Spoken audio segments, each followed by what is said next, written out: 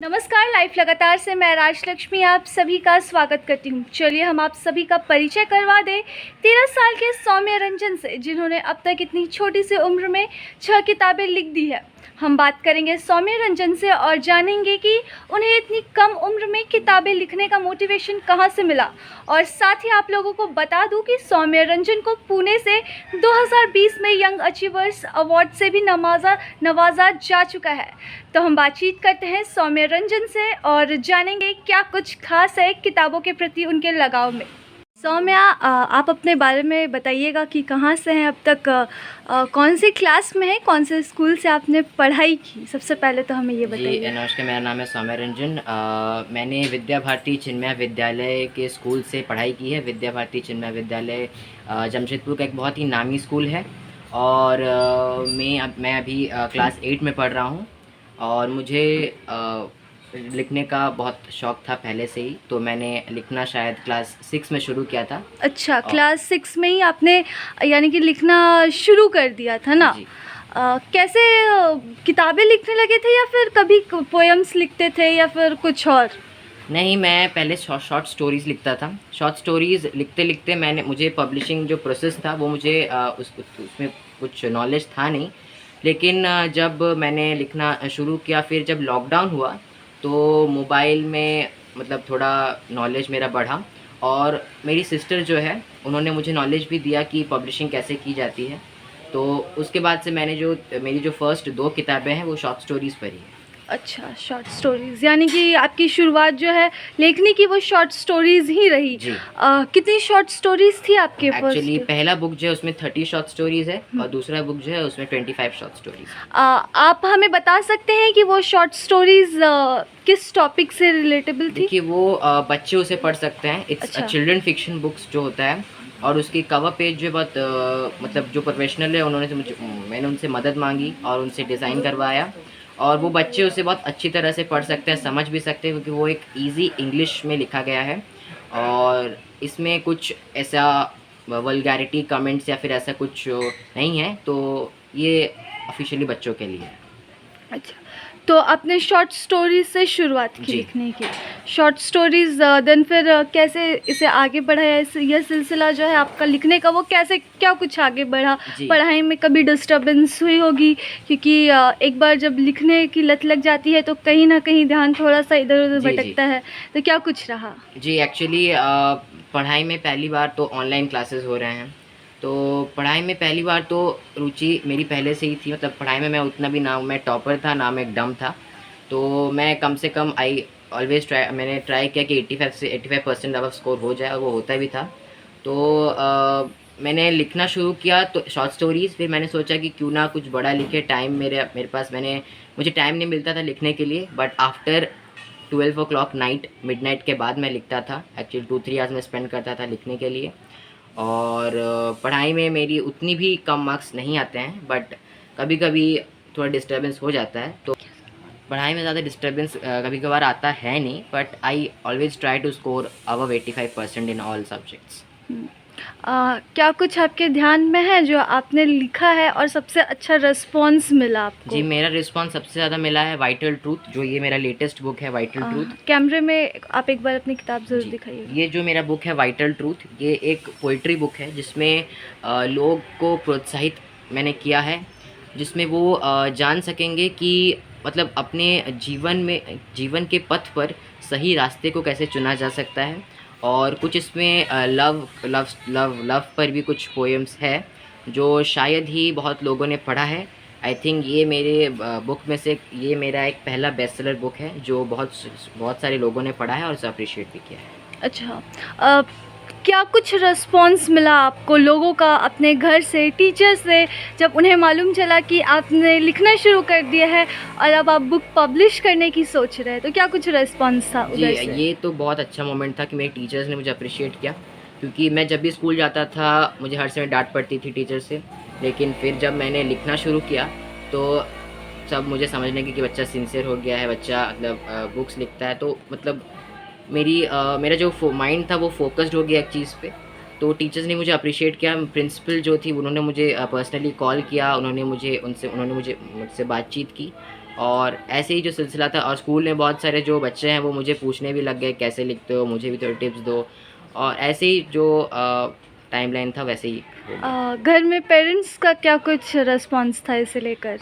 Parents का response actually पहले time में मेरे पेरेंट्स ना मुझे कोई सपोर्ट करता नहीं था, क्योंकि दे थॉट दैट लिखना जो है आप करियर बना नहीं सकते हैं। तो मैं करियर बनाना भी नहीं चाहता था, एक्चुअली पैशन है मेरा लिखने का।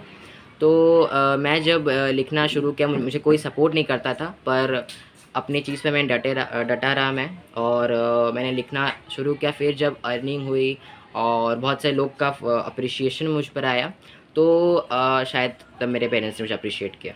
अच्छा, जब लोगों की तारीफ़ें मिलने लगी तो कहीं न कहीं सपोर्ट जी। आपके साइड में आ गया। जी, जी।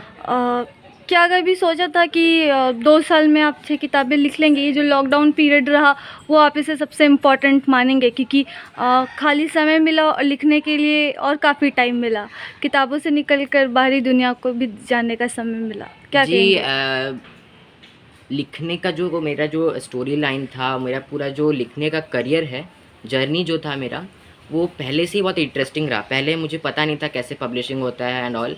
तो फिर जब मैंने लिखना धीरे धीरे शुरू किया, सब मुझे प्रोफेशनल्स से मतलब मैंने बात किया, फिर धीरे धीरे सब ऑथर से मेरा जो पहचान हुआ, बाहरी दुनिया जितने की माउंटेन्स, ट्रीज़, इनके जो भीतरी का मतलब फीलिंग्स है, मैंने उसको समझा, उसे पेन डाउन किया। अभी मैंने सोचा कि क्यों ना इतने सारे राइटर्स जो हैं अपने लाइफ स्ट्रगल करते हैं, तो मैंने उन पर एक नॉन फिक्शन बुक लिखा है जो अंडर पब्लिशिंग है, वो अक्टूबर के महीने पर पब्लिश होने वाली है।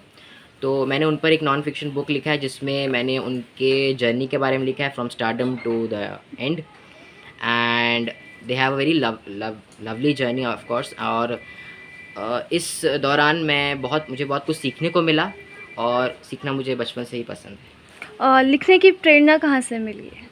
जी, लिखने की प्रेरणा मुझे एक्चुअली मैं बहुत स्टोरी बुक्स पढ़ता था, बचपन से स्टोरी बुक्स पढ़ता था, या फिर मेरे जो नाना जी मुझे स्टोरीज़ भी सुनाते थे। तो मैंने सोचा कि क्यों ना इस स्टोरी को मैं एक दिन मैंने स्टोरी लिखा, फिर धीरे धीरे मैंने 10-12 स्टोरी ऐसे लिख लिया। फिर मुझे पता चला कि पब्लिश होता है बुक्स। मैंने सोचा कि क्यों ना मैं भी एक बुक लिखूं, क्योंकि स्टोरीज़ तो मैंने लिखी थी, तो मैंने सोचा कि स्टोरीज़ को थोड़ा फॉर्म किया जाए अलग वे से, अलग इंग्लिश में लिखा जाए, क्योंकि तब मैं बहुत बच्चा था, जब मैंने क्लास 3-4 में शॉर्ट स्टोरी लिखा था। मैंने सोचा कि इसको क्यों ना रीफॉर्म किया जाए। रीफॉर्म करके मैंने इसे नए तौर पे लिखा, और इसे पब्लिश करने का दौरान में बदल दिया। यानी कि कहानी सुनते सुनते आपने कहानी लिख डाली, और धीरे धीरे जब आपको मालूम चला कि आप इसे पब्लिश भी करवा सकते हैं तो आपने पब्लिश करवाया। जी।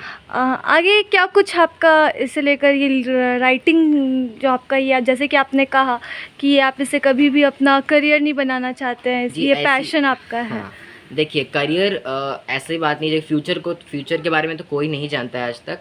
जब मैं लिख रहा हूँ तो मैंने सोचा कि क्यों ना लिखते चले, देखते हैं मेरी लाइफ जो है वो मेरा साथ देती है कि नहीं, किस्मत मेरा साथ देती है कि नहीं। तो मुझे अभी आईएएस अधिकारी बनने का बहुत मतलब मेरा इंस्पिरेशन है। मैंने आईएएस एस्पिरेंट हूँ मैं एक, कि मुझे आईएएस अधिकारी बनना है, या फिर मैं चाहता हूँ कि मैं कुछ ऐसा करूँ कि मेरे सिटी को, मेरे पूरे स्टेट को मतलब मुझ पर प्राउड हो, और मेरे माता पिता को भी मुझ पर गर्व। अच्छा, तो क्या कुछ आप कहना? स्टार्ट करें? जी, तो लिखने का ये मेरा पैशन था, तो पैशन है भी। तो ये पैशन को मैं जारी रखना चाहता हूँ जब तक मेरे लाइफ जब तक एंड ना हो, क्योंकि मैं जहाँ भी हूँ, मैं आईएएस बनूँ या मैं कुछ भी, तो मैं ये जो पैशन है इसे जारी रखना चाहता हूँ, और इस पर अव्वल करना चाहता हूँ। ये एक पार्ट टाइम टाइप का है, करियर है। क्योंकि लिखने को अगर मैंने छोड़ दिया तो ये मतलब मुझ पर बहुत हानिकारक हो, क्योंकि मैं जो भी करता हूँ वो जो मुझे खुश करती है, मुझे जिसमें खुशी होती है मैं वही करना चाहता हूँ। तो लिखना एक तरह से आपके लिए खुशी की तरह है। जी। जी। लोगों का किस तरह से आप, मतलब लोगों का रिस्पांस किस तरह से रहा, जिन्होंने आपकी किताबें पढ़ी, तो उनका क्या कुछ रिस्पांस रहा? मिला आपको जी, रिस्पांस? रिस्पॉन्स मुझे तो मतलब मार्केटिंग का उतना पता नहीं था, तो मैंने अपना बहुत सारे सोशल मीडिया पर पेजेस को, जैसे कि इंस्टाग्राम, ट्विटर और स्नैपचैट तो वैसे था ही। तो मैंने इन सब सोशल मीडिया प्लेटफॉर्म्स पे अपना बुक का मतलब इन्फॉर्मेशन डाला, तो पहला मेरा जो बुक है उस पर किसी का अटेंशन गया नहीं, तो मुझे पता नहीं था कैसे मैं अब ये लिख रहा हूँ, मेरा बुक बेस्ट सेलिंग कैसे होगा। फिर मैंने जो दूसरा बुक लिखा तो मैंने उसे बहुत अच्छी तरह से लिखा, बहुत अच्छी तरह से मॉडिफाई किया, फिर वो बुक मेरा बेस्ट सेलिंग हुआ। It was I think 1600 copies sold हुए और मुझे रिव्यूज़ भी बहुत सारे अमेज़ॉन पे मिले। और पता नहीं कि क्या हुआ, ग्लिच आ गया था बीच में अमेज़ॉन में, और अमेज़ॉन के ग्लिच के वजह से शायद अमेज़ॉन ने डिलीट कर दिया वो बुक। तो मुझे उस समय बहुत गिल्टी फील हुआ क्योंकि, और बहुत सैड फील भी हुआ क्योंकि मेरे जो जितने भी रिव्यूज़ थे, आई थिंक 200-300 रिव्यूज़ थे, वो सब हट गए। फिर मैंने रीपब्लिश किया वो बुक, और वो जो बीच में जो डिफरेंस हुआ था वो बहुत मेरे लिए बहुत सैड फील करवाया, मुझे बहुत सैड फील हुआ उस समय। तो आपके अभी कुछ बुक्स अमेज़ॉन पर हैं? हाँ, मेरे अमेज़ॉन, फ्लिपकार्ट और आई थिंक प्ले बुक्स पर भी हैं। जी, कितनी किताबें होंगी आपकी अभी? मेरे आई थिंक 6 किताबें हैं। 6 किताबों से 5 किताबें जो पब्लिश हो चुकी है। जो 6th बुक है वो पब्लिश हो रहा है, यानी कि पब्लिशर तक पहुंच गया है।